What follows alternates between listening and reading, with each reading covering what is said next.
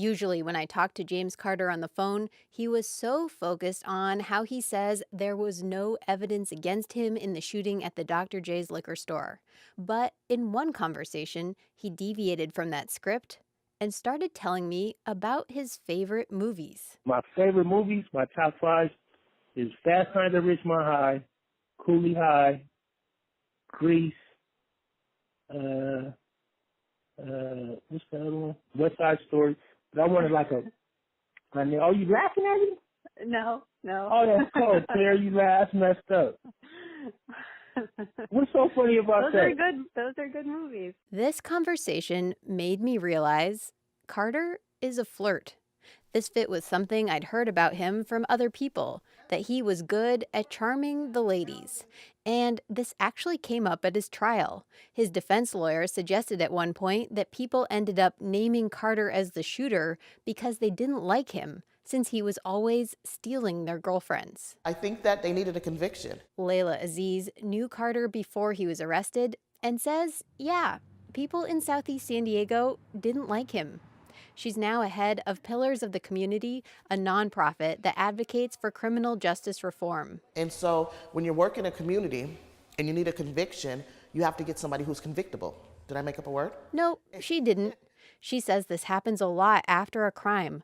Police find people with other convictions and try to get them to give up information in exchange for reduced sentences. And finally they got a name that could stick with enough people who didn't care about him. He was a throwaway. Robert Hickey, the prosecutor in Carter's trial, paints it differently.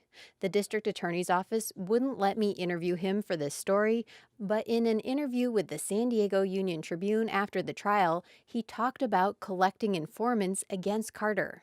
There is nothing more believable on the witness stand than a career criminal when they tell the truth, he was quoted as saying. They're in a position to know. So who were these informants? There were 4 big ones who testified in the trial. 2 were jailhouse informants, meaning they were imprisoned with Carter and said that he told them he did the shooting. Both got less jail time in exchange for their testimony.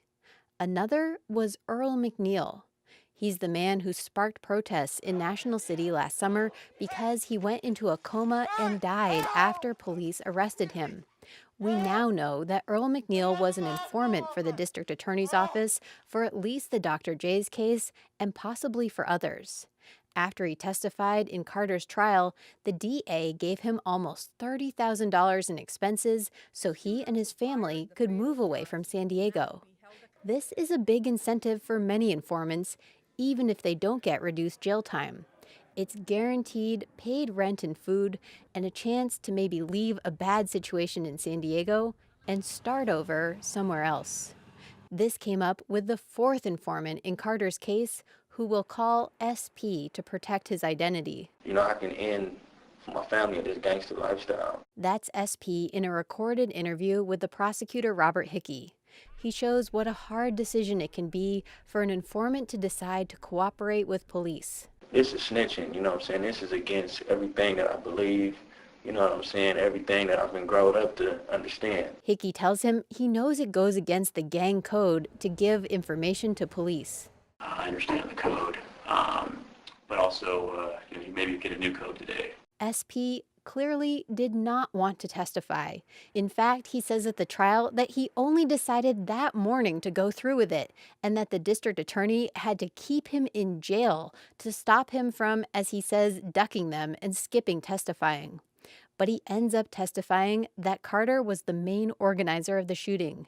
He says he decided to go through with it because the DA has promised he likely will be let out of jail and moved out of San Diego for protection. He hopes this will give him and his family a fresh start. We permit the government to pay its witnesses, and we permit the government to pay its witnesses in the most valuable currency you can imagine, which is their own liberty. Alexandra Nadapoff sees deals like the one SP made as a problem.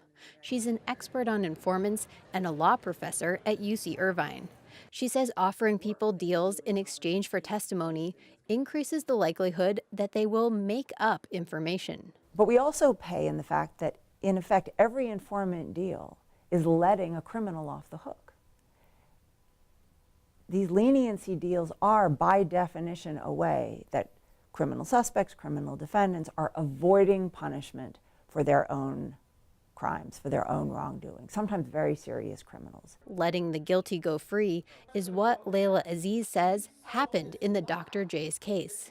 She says she thinks James Carter didn't do it, and that to her shows the district attorney doesn't care about her community. Because if you will convict a person you know did not do it, you don't care. That's where we get the wrongful convictions, the devastation, and that does not assist our community in being resilient. Tomorrow, we'll hear more from Aziz and other Southeast San Diego residents about how they think their community should change in the future. Claire Tregesser, KPBS News.